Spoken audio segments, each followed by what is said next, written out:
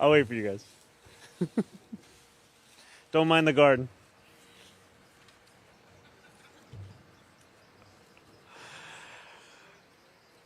Good afternoon, everyone.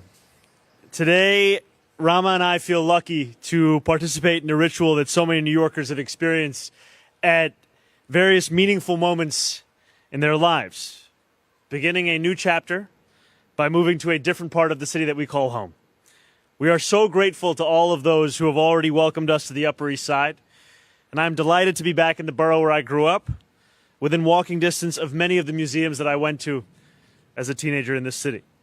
Most of all, however, we are humbled to be the latest tenants of the People's House, Gracie Mansion.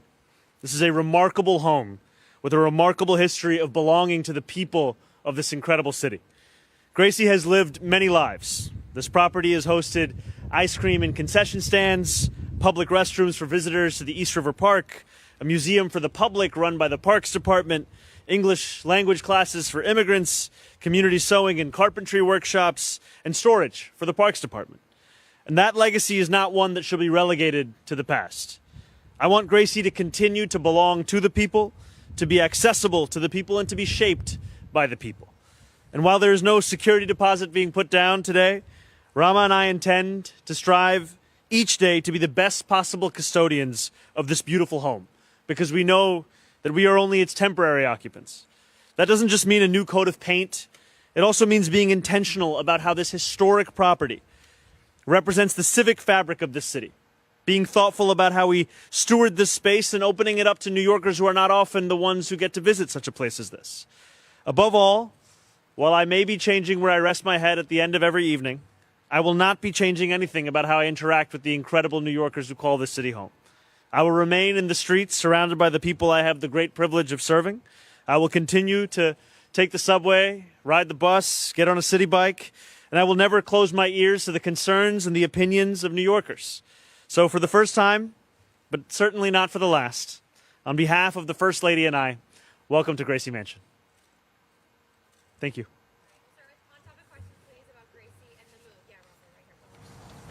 Hello, Mr. Mayor. Hello. I'm Monica. I'm representing Rampart Radio, Polish American. Yes, it's good to see you. You're at the McGinnis Boulevard redesign. Yes. Thank you so much. Very welcome. Mr. Mayor, Mayor Adams hosted Polish Heritage Night here. Will you continue this tradition? I have to be honest with you, we haven't yet made decisions about which nights we're going to continue to host and what events will be here, but I can commit to you that this will be a place that New Yorkers will be able to see themselves, not just on TV. Thank you. I have one of topic too. Okay, well, sir. Okay, Eliza, go ahead. Just going to ask, I know you grew up like across the park. If you could tell me a little bit about your relationship with this neighborhood as a kid, museums, doctors, friends, therapists, like what's the Upper East Side? The Upper East Side, to me, a lot of museum visits. Many a time. It's also been where a number of my friends, especially actually after I graduated college, there were a number of friends who lived on the Upper East Side, not too far from here. And also when I trained very slowly for the marathon, I would also run or jog around the Upper East Side. Hi, Mr. Mayor. Hi, how's it going? Good. I wanted to ask you, what do you plan to change inside? Is there anything that Mayor Adams left that you wanted to change in particular? And are you worried at all about the ghosts that the previous mayor had? A lot of people keep talking about the ghost. I haven't yet met the ghost or heard from the ghost. One thing that we will change is we will be installing a few bidets into Gracie Mansion. That's an aspirational hope. We'll see if we can actually get it done. Yeah, Joseph. Hi, Mayor Adams said earlier today he left you a note. Have you found it yet? No. Did he say where he left it? No, I wish guess- I could tell you. I'll go looking for it. I haven't seen the note. In Gracie Mansion? He said inside, yes. Cool. And then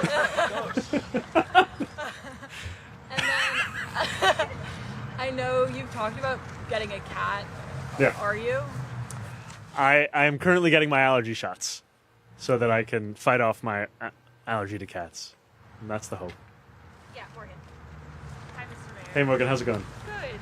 Just trying to get details on when exactly are you like moved in now? Like, are you fully moved in? Today is moving day. Today is moving So day. tonight will be the first night that I sleep in Gracie Mansion. And your favorite mayor, LaGuardia, area. He used to call this Gracie Farm. Have you thought about calling it something else besides Gracie Mansion? It's not the people's house. It's a different house. I know. No, for now, I'm going to keep calling it Gracie Mansion. But if I have any updates, I'll let you know. Thank you. Yeah, Andrew. Now that you're on the Upper East Side, where are you getting your bagels and lox? Got to be Bagel Shop. That's my pick for right now. I've been there a couple times. It's pretty great. If you have any additional recommendations, do let me know, though.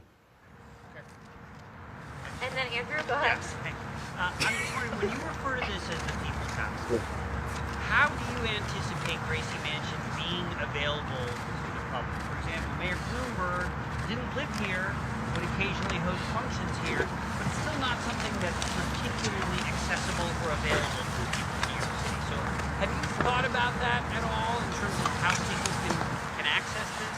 That's going to be one of the focuses as we move into this home, is how to make it more than a place that you can only visit on a particular event of one kind or the other. And I say that as a New Yorker who had been here for one such event, not too many years ago, and also as a legislator who came here for meetings. But I think it's, as you say, it's important that New Yorkers understand this is a place that they can also come to. So that'll be something that we'll be thinking about. Hi, Mayor Mamdani. How's it going, Katie? I know that there's a staff that works at Gracie Mansion. Do you intend to keep the same staff, whether it's the chefs or the other people that work inside Gracie Mansion, I guess, for you and your wife? Well, I can tell you that over these past 12 days, the incredible staff, especially of the Parks Department, have been hard at work in getting this home ready, and I have nothing but respect and admiration for them and the work that they've done. Are you going to keep the same chef? Because I know Mayor Adams has had, obviously, claimed to eat a vegan diet. Will you have a particular dietary preferences, or will you keep the same chef? No pork. It's the same as Mayor Adams. but actually, yeah. I assume you're not holding on to your Astoria one-bedroom. Can you talk a bit about, you break the lease, you got your security deposit So back? I can't quite hear you. Break the lease on the Astoria one-bedroom? What's the status of that apartment? My lease ends at the end of this month. Any discussions of security deposit? I'm sorry? Any discussions of a security deposit? The security deposit is being put towards the final month. We'll have a few minutes for off-topic questions as well. Yeah, Nick, go ahead. How's it going? Congrats on the move. Who are you here with today? Cranes. Okay. I'll be asking you on behalf of someone else next week. With the state of the state tomorrow Yes. and the governor's budget next week, can you give any insight into what your insight is right now on taxation? I know the child care announcement, the governor said it will be existing revenues, but do you have any sense of your openness on corporate taxes, for example? I am looking forward to returning back to Albany tomorrow for the State of the State, and also to return back to another People's House in the Assembly, and also to visit the State Senate. And it's an opportunity for me to not only celebrate the partnership with the governor on starting to deliver universal child care here in New York City, but also a new kind of partnership between the city and the state, because for far too long that has been a relationship framed more by dysfunction than it has been by any kind of dedication to the same set of constituents. But I will have more to share tomorrow. Since you won't be serving pork, it will be my honor to be hosted in your kitchen. A two-part question. Please. Do you think that it's fair to criticize the timing of your Friday statement on that protest? Many had condemned it in the morning. It took a little while for you. And second, the Office to Combat Anti-Semitism, the current employee will probably leave at the end of the week. Do you plan to announce somebody who will replace him, or his office will be vacated for the time being? That's one of the positions that we are looking to fill within our city government. And I think the most important thing for New Yorkers is to know that they have a mayor who is firmly committed in rooting out the scourge of anti-Semitism across the city. And that is a commitment that I've made, and one that I intend to fulfill and showcase not only through my words, but also through my actions. But just the criticism of the timing of your statement, you feel that it took you a while, or that the standard that you feel it was your initial response? I was asked a question earlier that afternoon, to which I said much of what I have said since, which is that that language is wrong and it has no place here in our city. And there is no place for the support for a terrorist organization. And that is something that I will always share with New Yorkers. It is a part of my principles of politics, which is to actually stand up for the humanity of all people. Annie. Thank you. Hi, Mayor. Hi, Annie. What do you plan to take with you to Albany tomorrow to help push that agenda State of State Day? And secondly, do you intend to speak with the governor or other lawmakers about free buses as part of that agenda? You guys got the childcare announcement last week. What about part two?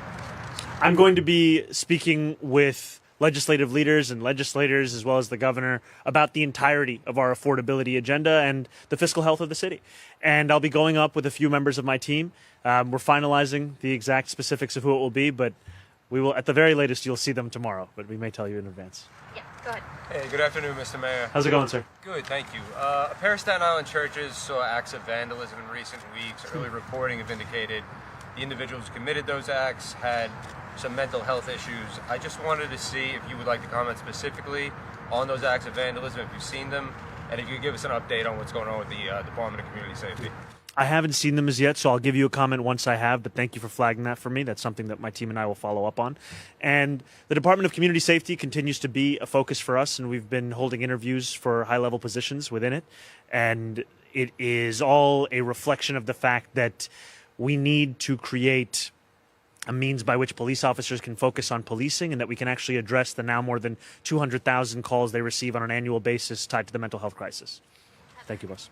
Hi, Mr. Mayor. Hi, Heather. Welcome to the Upper East Side. Thank you. I recommend Madwa on 84th and York. Can you say it one more time? Madwa. Madwa? 84th and York, $2 Okay. iced coffees. Okay. Okay. Thank My you. question, there was a commercial building collapse in the Bronx just before this press conference started. Have you been briefed on that? Do you plan to head to that scene at all tonight? I haven't been briefed on that, but I'm very thankful to have an incredible deputy mayor for operations, and that's exactly who I'll be in touch with right after this press conference. Okay, last one right here. Go ahead. Me. Yes. Mr. Mayor, do you envision any cooperation with DHS in any area like gang activity or terrorist activity? And also, would you say that any action of DHS actually contributed to the safety of New York City for the last year? Thank you. So I can tell you that my guiding principle is to follow the law. And the laws that we have here in New York City, especially our sanctuary city policies, they prohibit coordination with ICE agents, for example, if they want to enter into a city property without a judicial warrant signed by a judge. However, what it does permit is the coordination between city and federal government on around 170 crimes if someone has been convicted of that. And so I think that's an example to where the kind of coordination is permitted. The issue, however, is that what we see time and time again is the focus of ICE's activities and much of the federal government's as it pertains to immigration enforcement is more to do with people whose only crime is simply being here in New York City. And I've shared this directly with the president. I've also said it in public that I believe that these raids are cruel and inhumane, and they don't do anything actually to serve the interests of public safety. Cooperate with DHS on some of the issues. On those 170 serious crimes, yes, as by the law. Do you think what they did for the last year contributed to the safety? Look, I can tell you that as the mayor right now, so often the language of safety is used to justify the actions of immigration enforcement, and I haven't seen much of those actions creating that safety. What I've seen instead is a deep sense of anxiety for many New Yorkers as to whether they will be subject to some of the kinds of actions we've seen both here in this city and across the country. Thank you all so much. Mr. Mayor, if the Thank you, governor guys. doesn't mention anything about free buses, will you feel